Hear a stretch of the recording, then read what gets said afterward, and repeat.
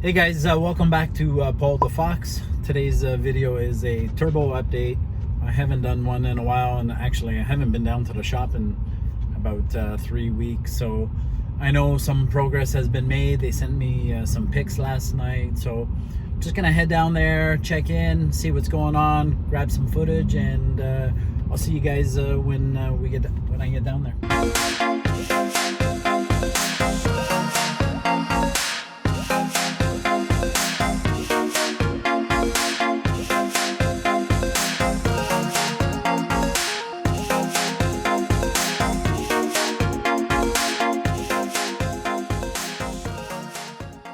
Where are we at with the wiring? Not much done so far. We're trying to get everything mounted and then go from there. Okay. And then we'll start. Sure. Trying to clean my engine room. A lot of parts. Okay. And the those mounts for the coils.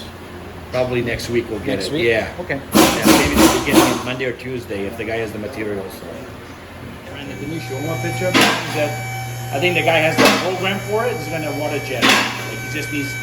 He might get material for it. Otherwise, he's gonna call me back if he has material. Anything so far you see you don't like? No. It's going good. Good. Everything fits like a glove. No, it's tight. Yeah.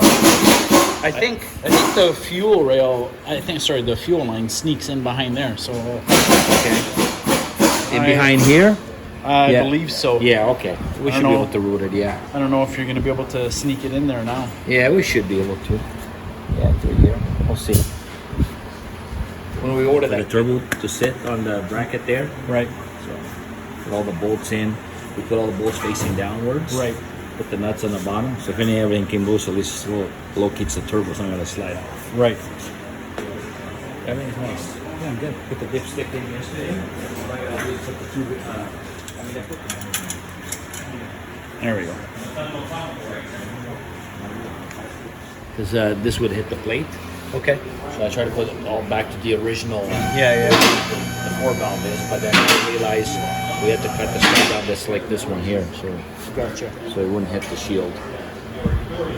Nice. But if we have to cut that one, we'll cut that one too. No big deal. That little one. You stole my little ball, did you? Little ball, yeah. That's all right. It's all good.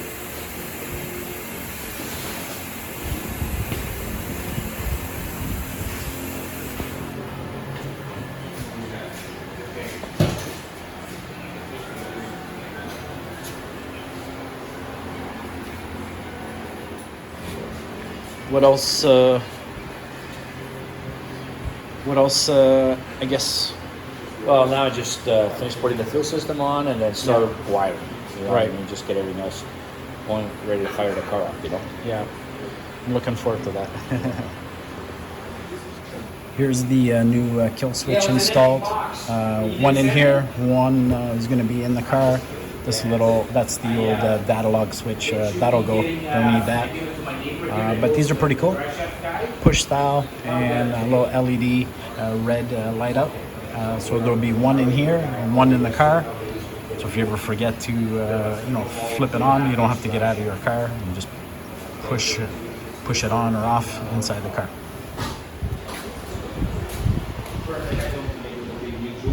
Okay, everything's still about the same in here. All right, so I hope you guys enjoyed the video. It was just a quick little update for you guys. I was happy to see the engine bay looking nice and full again. The turbo's pretty much all set up. We're now waiting on some custom-made brackets to mount the smart coils, and then they're gonna just wrap up the fuel system and then attack the wiring. I also showed you guys the new kill switch on the back. It's a pretty cool little kill switch. So there's going to be there's one on the back and there's going to be one on the inside of the car as well, and that's going to be super handy because I can't tell you guys how many times you would get in your car, forget that the kill switch is still on, and then you got to get out, flip the kill switch. So with the button being in there, obviously it makes it a lot more convenient. Other than that, you guys know what to do.